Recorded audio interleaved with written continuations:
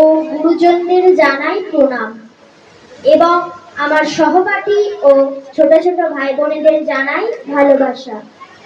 আজ আমরা বিশ্ববরেণ্য বাঙালি কবি, লেখক, দার্শনিক, চিত্রশিল্পী এবং নোবেল বিজয়ী রবীন্দ্রনাথ ঠাকুরের ১৬৪তম জন্মবার্ষিকী উদযাপন করতে সমবেত হয়েছি। আমি ওনারই লেখা একটি কবিতা পাঠ করে আমার বক্তব্যটি শুরু করছি। আকাশ তলে উঠল ফুটে আলোর শতদল, পাপড়িগুলি থরে থরে ছড়ালো দিক দিগন্তরে।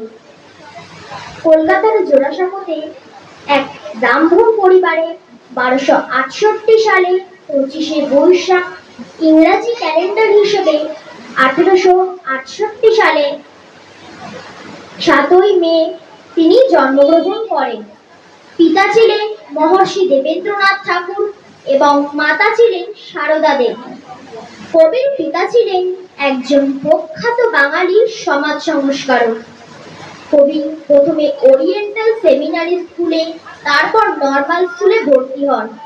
কিন্তু এই বদ্ধ ঘরে পড়াশোনা করতে কবির একদম ভালো লাগতো না। তাই তিনি প্রথমে ওনার দাদা হেমেন্দ্রনাথ ঠাকুর এবং পরে বিশিষ্ট শিক্ষকদের কাছ থেকে শিক্ষা নিতে শুরু করেন। তিনি লিখেছিলেন অজস্র গান, উপন্যাস, ছোট গল্প, নাটক, প্রবন্ধ। ওনাকে গান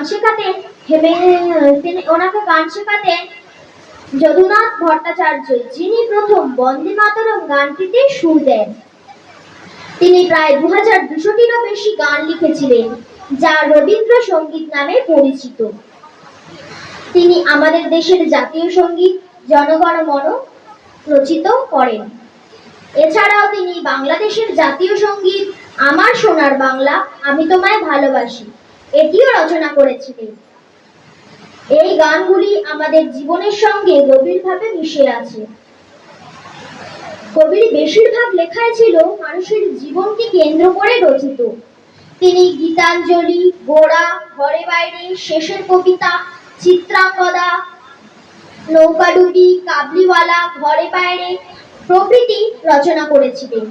কবি শিক্ষা, সংস্কৃতি আদান প্রদানে গভীরভাবে বিশ্বাস করতেন। তিনি বলেছিলেন, শুধু জলের দিকে তাকিয়ে থাকলে সমুদ্র পার হওয়া যায় না। এই কথাগুলি আমাদের কাজ করতে ও বড় স্বপ্ন দেখতে সাহায্য করে। ওনার ধর্মীয় এবং দার্শনিক চেতনা ছিল শুধু নিজের শান্তি বা নিজের আত্মার মুক্তির জন্য ধর্ম নয়, মানুষের কল্যাণের জন্য যে সাধনা, তাই ছিল তার ধর্ম। তিনি ১৯০১ সালে শান্তিনিকেতনে ব্রহ্মচর্যাশ্রম প্রতিষ্ঠা করেন, যা বিশ্বভারতী নামে প্রতিষ্ঠিত। ১৯০৫ সালে বঙ্গভঙ্গ আন্দোলনের প্রতিবাদে তিনি রাখি বন্ধন উৎসব শুরু করেন। ১৯১৩ সালে তিনি গীতাঞ্জলি কাব্যগ্রন্থ রচনা করার জন্য সমগ্র এশীয়দের মধ্যে প্রথম নোবেল পুরস্কার পান। ১৯১৫ সালে তিনি ব্রিটিশ সরকারের দেওয়া নাইট উপাধি গ্রহণ করেন এবং ১৯১৯ সালে তিনি জালিয়ানওয়ালাবাগের হত্যাকাণ্ডের প্রতিবাদে এই নাইট উপাধি তিনি ত্যাগ করেন। কবির প্রিয় বোট ছিল পদ্মা। এই বোটে চেপে তিনি শিলাইদহে জমিদারি পরিদর্শনে যেতেন। এছাড়াও তিনি ঘুরে বেড়াতেন পদ্মা ও মেঘনা সহ বিভিন্ন নদীতে। ভারতবর্ষ স্বাধীন হওয়ার আগে ১৯৪১ সালে ৭ই আগস্ট দুপুর ১২টা বেজে ১০ মিনিটে সবাইকে কাঁদিয়ে চলে গেলেন না ফেরার দেশে। আমি ওনারই লেখা একটি কবিতা বলে আমার বক্তব্যটি শেষ করব। আমি ভিক্ষা করে ফিরিতেছিলেন গ্রামের পথে পথে, তুমি তখন চলেছিলে তোমার স্বর্ণরথে।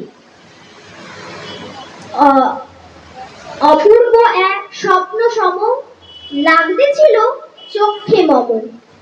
কি বিচিত্র শোভা তোমার, কি বিচিত্র সাজ, আমি মনে ভাবতেছিলেন এ কোন মহারাজ। নমস্কার।